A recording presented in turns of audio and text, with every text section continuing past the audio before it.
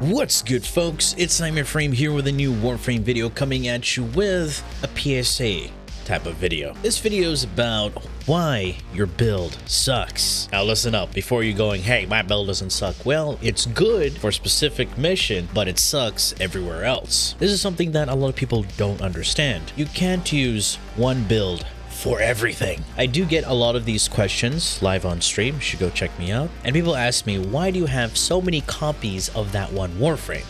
For example, if I go here, you see I have different volts. Each volt serves a purpose. 2 Wukongs, 2 Wisps, and don't mind, don't look at that. Don't look at that. You know, 2 Trinities, 2 Titanias, a bunch of Sarens, 2 Rhinos, 2 Proteas, 2 Octavias, 3 Oberons. You know, you get the gist of this, right? Because for one, it's all about min-maxing, right? For those who are just playing casually, having fun, you don't need to do all this extra stuff.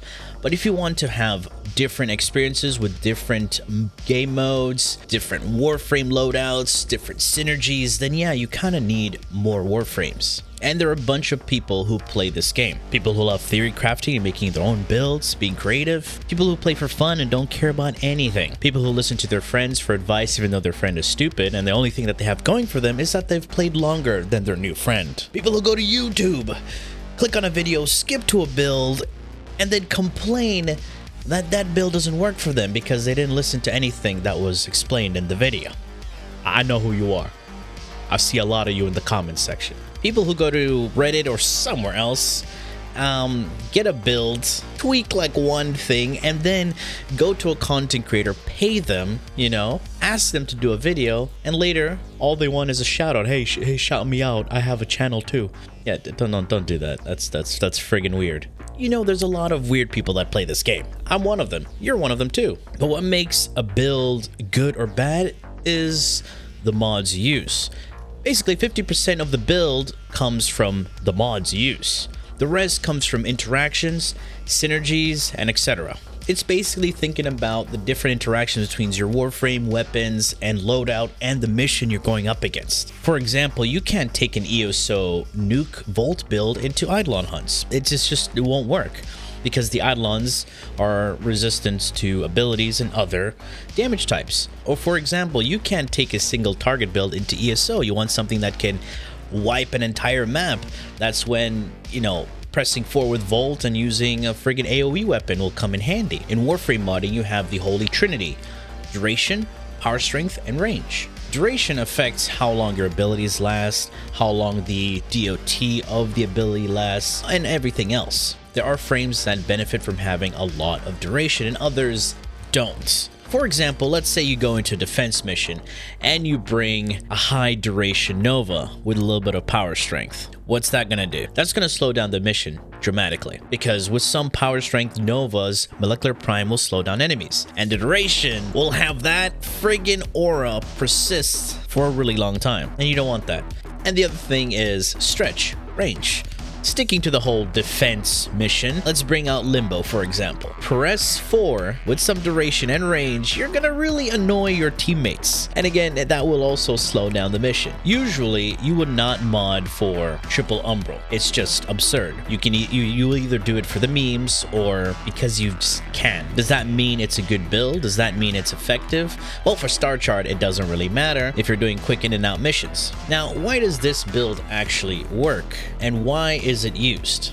As you can see, it has some weird arcanes and some weird mod combinations that you would never see in a regular mission. For example, Arachne. Like, who would use this? An Arcane Nullifier. You would see this being used in 3 places: Eidolon Hunts, Prophet Taker, or even Disruption. But this build lacks efficiency and range, but has a lot of power strength and duration, meaning it's for 2 things: keeping your buffs up and having those buffs be really strong. And looking at the aura, it's rifle amp. You would rarely see this aura being used. So now, why would this build work, and where would it work?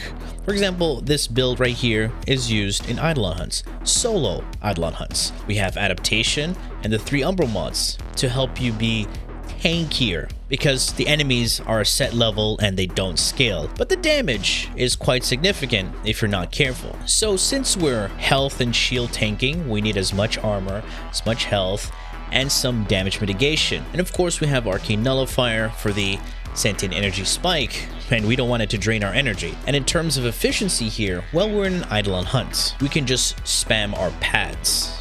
We don't have to worry about any efficiency. It's going to be that type of fight where our gear tools are very useful, and we're going to be utilizing them quite a bit. But then again, we have other sorts of builds. We'll go to my other vaults.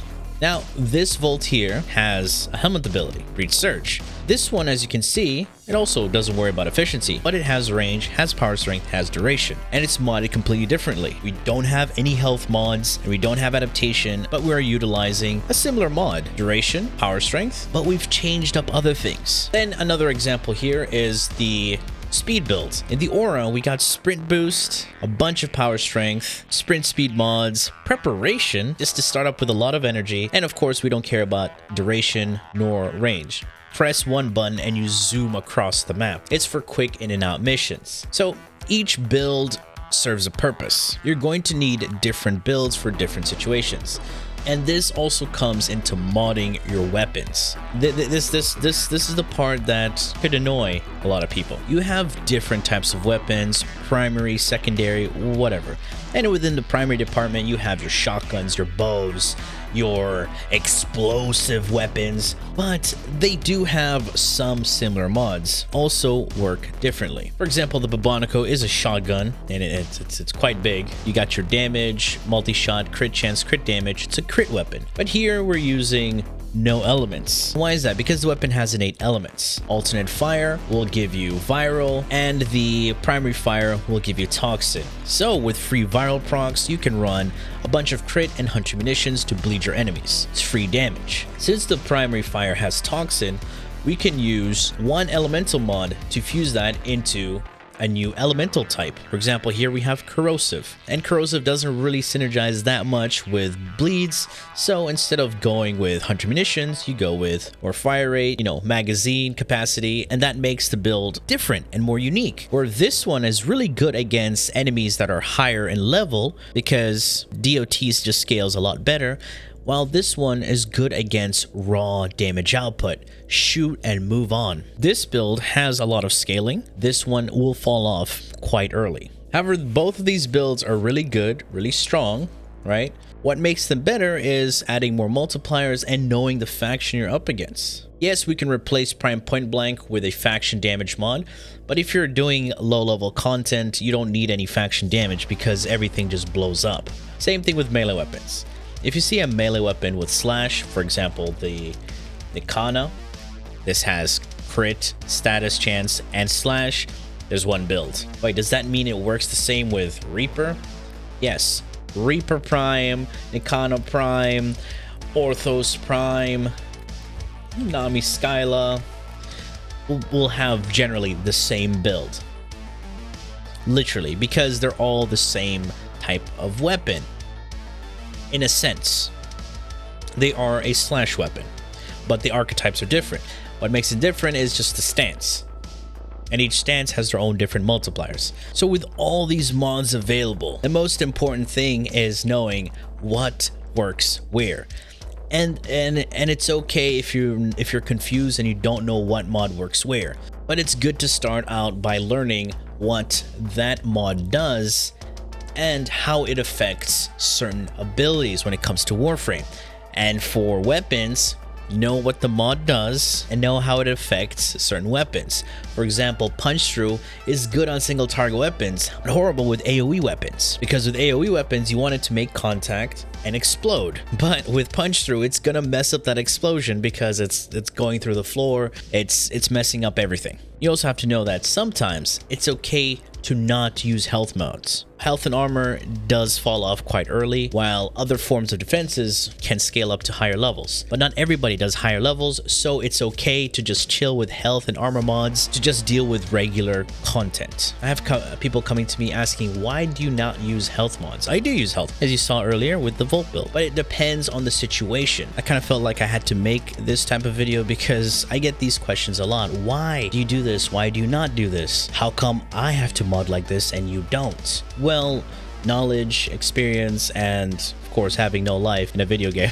Other things that confuse people are stat sticks. I have topics covering all these specific things in different videos. For example, if you want to know more about damage, I do have a damage guide, way into detail. It might take you a while, so take your time with that video. Hopefully, this will give you a slight understanding on why certain things work and while others don't. So whenever you're modding, I want you to take a look at the Warframe, know how the abilities work, and see what mods affect certain abilities. Alright folks, that has been it from this PSA video. Hope you learned something. If you did, feel free to leave a like, share, and subscribe for more Warframe content, streams, and so much more.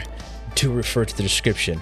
Seriously, I see those people asking like, wait, what's the name of the description? Thanks for watching, and as always, peace.